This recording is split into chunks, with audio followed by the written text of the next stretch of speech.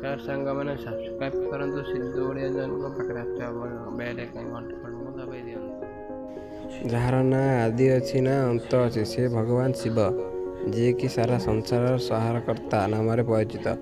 ଏମିତି ତ ଦେଖିବାକୁ ଗଲେ ଭଗବାନ ଶିବଙ୍କ ଉପରେ ଅନେକ ପୌରାଣିକ ଗ୍ରନ୍ଥ ଦେଖିବାକୁ ମିଳିବ। ମହାଦେବଙ୍କ ଏକ ପୌରାଣିକ ଗ୍ରନ୍ଥକୁ ସତ ପ୍ରମାଣିତ କରିବା ପାଇଁ ଆଜି ବି ଧାରା ପୃଷ୍ଠାରେ କିଛି ଏପରି ପ୍ରମାଣ ଅଛି ଯେଉଁଥିରେ ମହାଦେବଙ୍କ ଉପସ୍ଥିତିର ସତ୍ୟତା ପ୍ରମାଣିତ ହୋଇଥାଏ। ହଁ, ଆମେ ତାଙ୍କ ତ୍ରିଶୂଳ କଥା କହୁଛେ, ଯାହାକି ତାଙ୍କ ହାତରେ ସର୍ବଦା ବିରାଜମାନ ଥାଏ। ଏହି ତ୍ରିଶୂଳର ଏକ ଅଂଶ ବିଶେଷ ଦେଖିବାକୁ ମିଳୁଛି ଜାମ୍ମୁର କାଶ୍ମୀରର ଏକ ପବିତ୍ର ଅଞ୍ଚଳରେ।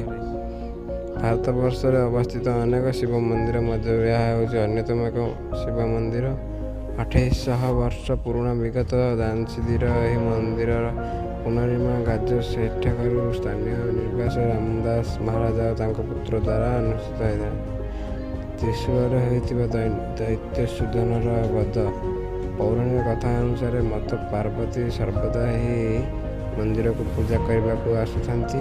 ଏକଦା ସେଠାରେ ଏହି ଦୈତ୍ୟସୂଦନ ହଠାତ୍ ଆସିଯାଇଥିଲା ଓ ମାତା ପାର୍ବତୀଙ୍କ ସହ କଥା ହେବାକୁ ଲାଗିଲା ଏବଂ ଆଖି ଖୋଲି ଯେତେବେଳେ ସେ ରାକ୍ଷସକୁ ଦେଖି ଡରିଯାଇ ପାଟି କରିଥିଲେ ଓ ତାଙ୍କର ସେ ପାଟି କୈଳାସ ମହାଦେବ ଶିବଙ୍କ ପାଖରେ ପହଞ୍ଚିଥିଲା।